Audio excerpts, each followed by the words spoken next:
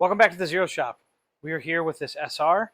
It's been a couple weeks. I've been playing with the Hobbit a lot lately, but I've wrapped that project up. So I wanted to come back to this project and show you where I'm at.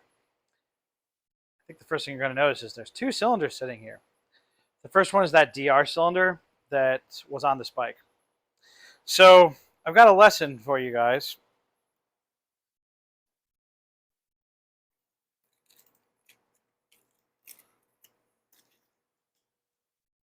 That lesson is pretty simple. Don't leave the cylinder in the muriatic acid too long. So initially I threw this cylinder in the muriatic acid, and it was the Home Depot safe muriatic acid.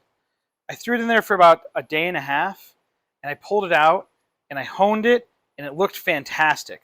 I totally saved this cylinder. I was stoked. I took the piston, I shaved it, I sanded it down really good. I was able to save the rings. As you can see, this thing was ready to run. Here's where I made my mistake. The muriatic acid essentially takes all the oil out of the metal, out of everything. So the problem was that after I pulled the cylinder out, I cleaned it up, I honed it, ready to rock, I tossed the piston back in it, and I just left it on my workbench. Came back about 2 or 3 days later. Because there's no oil on the cylinder, on the piston, it just flash rusted. These rings are stuck in the piston. So I was like, well, whatever, I can buy a new piston. A new piston is, I don't know, a couple bucks more than the ring. So it's like, well, if I'm going to go for it, let's just get ourselves a new piston. So a couple of people said you could just, hey, throw that cylinder back in the muriatic acid. It can hang out in there. It cannot. It melted. Well, melted is the wrong word. I don't know. It ruined the integrity of the metal. I am no chemist. All I know is that I should not be able to break cast iron with my hands, and I can. So I kind of destroyed this cylinder. So if you were wondering, can you save a cast iron cylinder with muriatic acid? The answer is unequivocally yes. This cylinder looked fantastic. I'd run it in a heartbeat. I had no hiccups.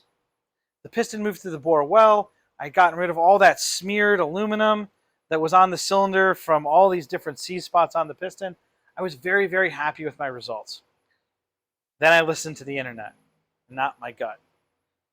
So you win some, you lose some. DR kits are not the most expensive things in the world. We're going to move on.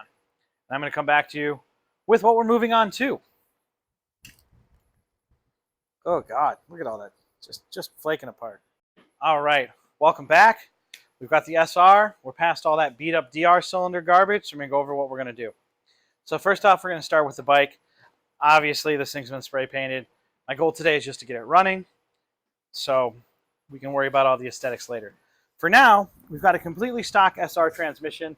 If you watch the other videos on this channel, you'll see that there was some damage in here and the belt was pretty torn up.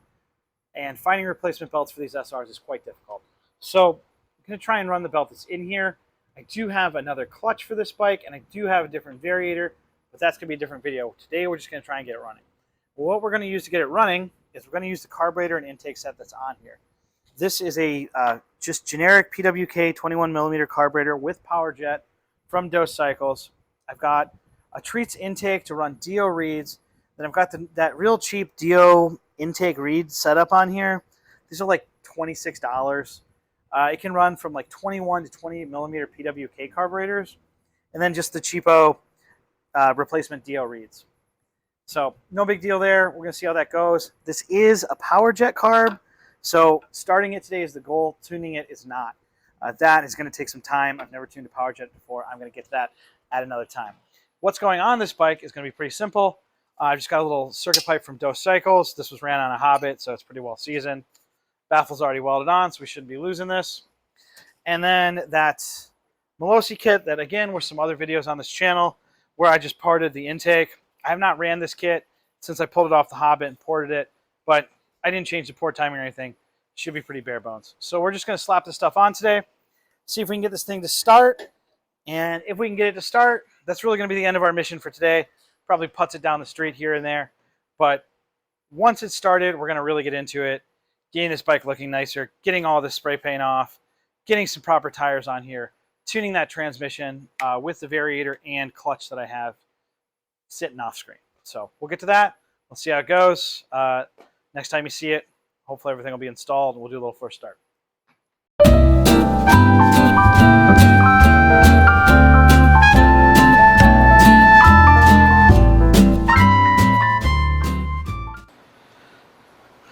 All right, so bike's together. Got the Melosi kit on there, FA head, this mystery 21 PWK carburetor, treats circuit dose circuit pipe. Gonna go for the first start. Chokes on.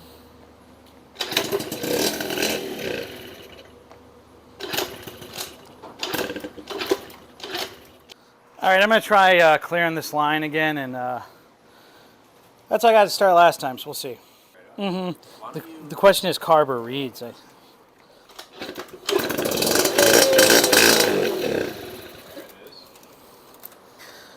Yeah, it's something with the fuel delivery, so. Okay, so started, definitely have an issue with either the reeds or the carburetor, so I'm going to inspect the reeds. So I have not got in there. Also, it's 90 degrees, so sorry I'm all sweaty. So I'm gonna get in there and inspect the reeds. But this carburetor's flooding. It's like a generic carb. I'm leaning towards one of those two things. So we're gonna find out here in a few minutes. One more time. All right. So as you just saw in that last clip, the bike did start. And I'm kind of impressed it started. Let me tell you why. You guys know the story of this bike. I bought it with a bunch of parts. Pretty much everything was fucked. I went over it, replaced the cylinder, fixed the drivetrain, blah, blah, blah, blah. Took all the performance parts off that someone had put on. That's always my rule. When I buy a bike, doesn't matter who built it, I'll usually go through it, take parts off, assess, make my own judgment on which parts were installed right, which parts are still okay to run, that sort of thing.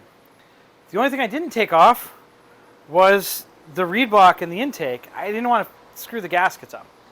So I was just like, oh, whatever. He's got to have reeds in there. I wouldn't even venture to guess. Well, he kind of did. So this is the Treats Dio reed block adapter. So you can run Honda Dio reeds on anything with the Honda case, from Expresses to Hobbits. I run this on my Hobbit, for instance, and this is a pretty generic PWK intake. PWK carbs, it's like 21 through 28 millimeters. They use a very large spigot clamp, so you can, whatever you want to run, you don't got to switch out your intake. It's not the greatest system, but it's what they do. So I was like, oh, that's there. That they sell this kit. Treats has a pretty good version. You can buy generic versions on Amazon for like $20. And yeah, I don't recommend that, but I just assumed like it's all there. It was sounding like a fuel delivery issue to me. And when I sprayed carb cleaner in there, it still didn't really start. I think at one point it pulled enough gas through that it pulled up behind the crank and pulled that in, and you heard it start. You saw the last clip. So, yeah, there's no reeds. He had a PA52 reed block crammed underneath all of this, but it opens the wrong way, and it's not going to work with all this shit stacked on top of it. It's not where the reeds need to be. So I'm going to order a proper Dio reed block. And then I'm sure this bike is going to run better than it ever did. Another fun thing I found in there, can't forget this, some sort of rubber for a gasket. Always take bikes apart, always inspect parts. I don't care who built it, go over it. Especially if it's not running. Follow my rule that I didn't follow for myself. So, going to be out of town the next couple weeks, going on a motorcycle trip, going on a trip with the Zeros. Probably not going to have another video up for another 2-3 weeks, so sit tight, smash that like button, subscribe, do all the things. Hit me up in the comments, tell me what I did wrong, yell at me for not following my own stupid rule. And we'll see you next time. Thanks for watching.